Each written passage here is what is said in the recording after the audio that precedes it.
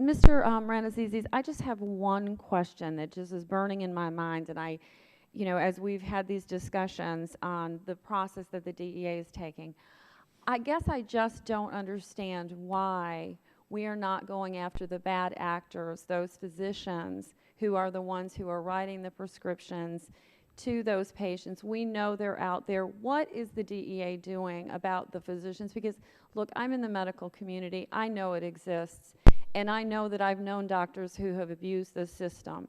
Where's the progress there? Yeah, absolutely. Well, when we started initially with the internet, we went after the physicians that were prescribing over the internet.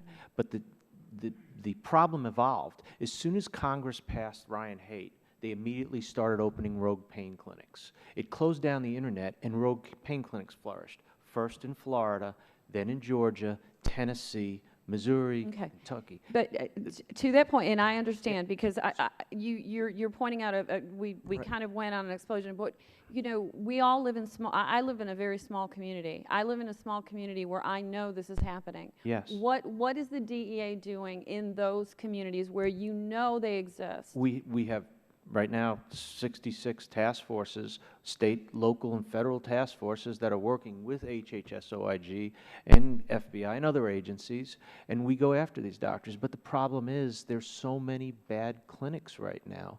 We're kind of overwhelmed, just as the states are. If you look at what's happening in Georgia, there's a lot of bad actors out there, and we're doing our best to keep up with them. As it spreads, for instance, in Texas, you're overwhelmed by the numbers. Yeah. And these are not clinics that provide medical care. These are clinics that are distributing. Yeah. And to that point, and then we'll finish here so that we can move on. But I do believe there's value in making an example of a physician's office that repeatedly abuses the system and continues to be that cycle, because unfortunately what we have learned is that those who are in the community and they are drug seeking and drug shopping, they network very well. They know who the physicians are that will write those prescriptions. And I would just imagine that maybe even just taking a step backward and just looking at it at a more singular level, especially in some of our rural communities, that might go a long way. Well, that's exactly why the immediate suspension order is so important, because I could stop the hemorrhaging by issuing the immediate suspension order.